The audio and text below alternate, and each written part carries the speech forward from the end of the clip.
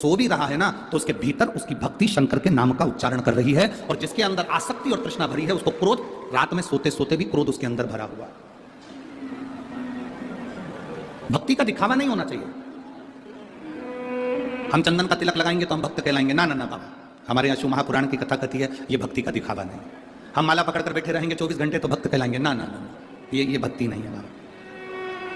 लोग आपसे कहें कि मंदिर में जाने से पहले तुमको कपड़ा बदलना पड़ेगा, मंदिर में जाने के लिए तुम्हें इस कलर का कपड़ा पहनना पड़ेगा, तुम्हें भगवान को पाने के लिए सफेद कपड़ा पहनना पड़ेगा, तुम्हें भगवान को पाने के लिए लाल कलर का कपड़ा पहनना पड़ेगा, तुम्हें भगवान को पाने के लिए ये वाले कलर का कपड़ा पहनना पड़ेगा, तो उसको समझा देना, मेरा महादेव कपड़े बदलने से कभी प्रसन्न नहीं होता, मेरा महादेव कलेजा बदलने से प्रसन्न हो जाता है। कपड़ा बदलने से कभी परमात्मा प्रसन्न नहीं हुआ। आप जिंदगी में कितने भी कपड़े चेंज कर लो, भगवान को तुम्हारे कपड़े से कोई मतलब नहीं है। उसने तो एक कपड़ा तुम्हें देकर भेज दिया, वो कपड़ा तुम्हारा इतना जोरदार है, वो तन तुम्हारा शरीर इतना जोरदार है, भगवान ने कहा जो कपड़ा मैंने तुझे पहना कर भेजा है, बस इस कपड़े को तू मेला मत होने देना, इस कपड़े को तू गंदा मत होने देना। ये जो मैंने तुझे कपड़ा दिया है ये साधारण कपड़ा नहीं है, इसको गंदा मत होने दो। तुम जिस कपड़े को पहने रहते हो वो कपड़ा गंदा हो जाता है, कोई गंदा करके चले जाता है तो तुम्हें गुस्सा आएगा कि नहीं आएगा? चलो जाने दो, तुम यहाँ बैठे हो, कोई चाय की ट्रे लेकर आया तुम्हारे ऊपर ढोल दे, तुम्हें गुस्सा आएगा कि नहीं आएगा? बोलो बोलो, जम के बोलो जरा। कोई शरबत लेकर आया यहाँ पर तुम्हारे ऊपर ढोल दे, तुम्हारे कपड़े गंदे कर दे, तुम्हें गुस्सा आएगा कि नहीं आएगा? तुम्हारा कपड़ा किसी ने गंदा करा तो तुम्हें क्रोध आ गया। और तुम्हारे घर में बैठकर कोई तुम्हारा समय गंदा कर जाता है, बैठकर दिन पर निंदा कर जाता है, अपशब्द कहकर जाता है, गालियां देकर जाता है, आड़ा टेढ़ा बोलकर जाता है, निंदा पर निंदा कर जाता है, तुम्हारे समय को बर्बाद कर जाता है, तो तुम्हें क्रोध क्यों नहीं आता? कपड़ा गंदा करा किसी ने तो तुम्हें क्रोध आ जाता है। तुम्हारा समय गंदा नहीं होना चाहिए। भगवान ने जो 21,600 श्वास मेरे परमात्मा ने प्रतिदिन तुमको निकलने के लिए दी है, ये 21,600 श्वास तुम्हारी व्यर्थ नहीं जाना चाहिए। 3.5 करोड़ रोम छिद्र परमात्मा ने जो दिए हैं ये भगवत भजन के लिए दिए हैं, ये गंदे नहीं होना चाहिए। 21,600 श्वास में से कुछ श्वास सोने में निकल गई, कुछ श्वास वैसे ही निकल गई, पर तुम्हारी श्वास गंदी मत होने देना। इन श्वासों को निंदा में, चुगली में, गाली में, अपशब्द में, क्रोध में जाने मत देना। इन श्वासों को संजोकर परमात्मा की भक्ति में लगाना। शरीर का कपड़ा गंदा होगा चल जाएगा, घर गंदा होगा चल जाएगा, छत गंदी होगी चल जाएगा, कुछ जगह गंदी होगी चल जाएगा, पर इस मन को कभी गंदा मत होने देना। इस मन को स्वच्छ बनाकर रखना, क्योंकि परमात्मा इसी में प्रवेश करता है, भगवान इसी में प्रवेश करता है, परमात्मा इसी में पहुंचता है। एक पत्र है,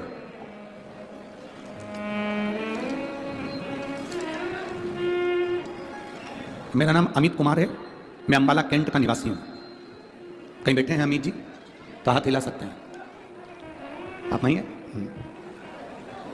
आ जाइए, आओ, आ जाओ, जाओ।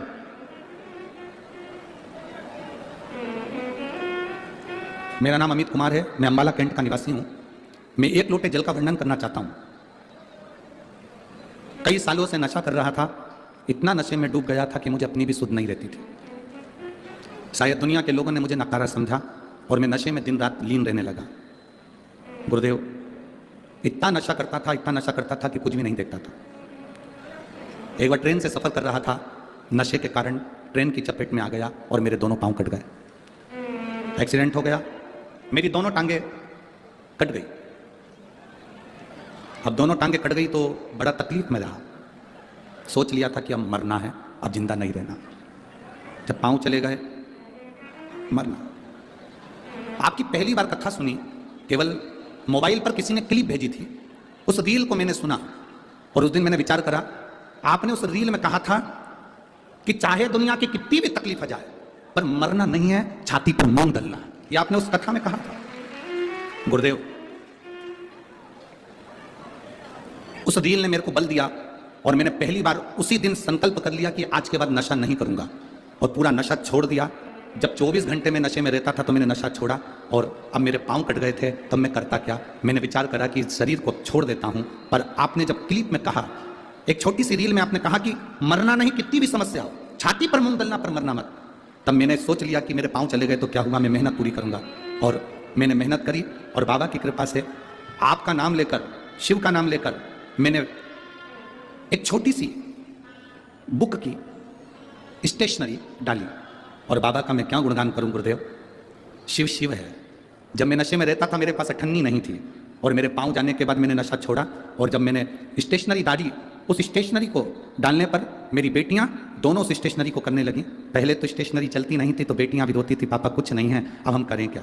हम उनको बल देते थे, सियोर वाला महाराज कभी झूठ नहीं कर सकता, शिव पुराण कभी झूठ नहीं कर सकती, तुम चिंता मत करो, दिल लगाओ उस स्टेशनरी में। और मैं और मेरी बेटियां जब स्टेशनरी चलाने लगी, आज बाबा की कृपा से हमको बाबा ने सब कुछ दे दिया गुरुदेव, और मैंने मरने का भी अब वो विचार छोड़ दिया। मैं बाबा को यहाँ धन्यवाद देने आया।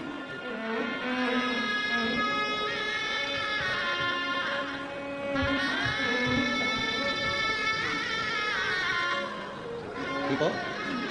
पुलिस स्टेशन की चल रही है। ऐसा पूरा छोड़ दिया? ठीक है बेटी? ठीक है चल रहा है? पुलिस स्टेशन ठीक है?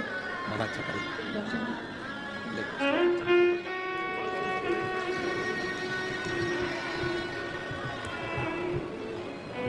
पत्र में लिखा है गुरुदेव, मेरी जिंदगी तो कब की खत्म हो गई होती अगर ये शिव पुराण नहीं होती। मेरा जीवन पूरा चले गया। जिंदगी जीवन। आप लंगर चलाएं ना चलाएं, आप भूखे को भोजन कराएं ना कराएं, आप प्यासे को पानी पिलाएं ना पिलाएं, आप मंदिर में जाकर 2 अगरबत्ती लगाएं ना लगाएं, आप मंदिर में जाकर दीप जलाएं ना जलाएं, पर इतना जरूर करना कि किसी के चेहरे पर प्रसन्नता आ जाए, उससे बढ़कर दुनिया की कोई रोशनी नहीं हो सकती। गुरु नानक देव जी ने अपने शिष्यों को बस यही बात सिखाई है कि सबके चेहरे पर प्रसन्नता हो, सब में रब नजर आने लगे, सब में सुंदरता दिखती रहे, सब खुश रहे। सर्वे भवन्तु सुखी सुखी।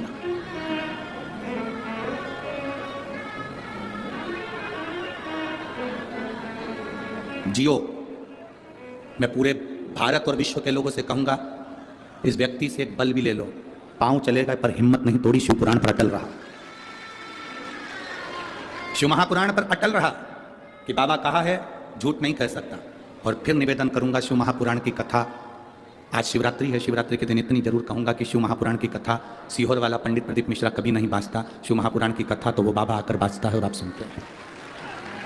प्रदीप मिश्रा की कोई सामर्थ्यता नहीं है कि वो शिव पुराण की कथा बाच ले, वो खुद आता है कुबेर भंडारी, कुबेरेश्वर महादेव, और बाज कर चले जाता है। जिसने भरोसा कर लिया उसकी जिंदगी सवर जाती है, और जो नहीं कर पाया वो रह जाता है। इसमें हमारी कोई सामर्थ्यता नहीं है, इसमें आपके विश्वास की सामर्थ्यता, इसमें आपके भरोसे की सामर्थ्यता। बोल बम का नारा है, बाबा एक सहारा। आपका विश्वास दृढ़ है। देखिए कथा कितने घंटे की है? 3 घंटे। हमारा तो इतना सा निवेदन है, अगर मान लो कोई अंदर नहीं आ पा रहा है, ग्राउंडों में जगह नहीं है, दरवाजे बंद है, तो आप दरवाजे के बाहर बैठकर सुन लो, पर समय मत निकलने दो। आज शिवरात्रि की कथा 1 मिनट की भी मत जाने दो, ये झोली भरकर लेकर जाने वाली कथा है जो आपकी जिंदगी को संवार देगी। हम जानते हैं जगह नहीं है, इतना पूरे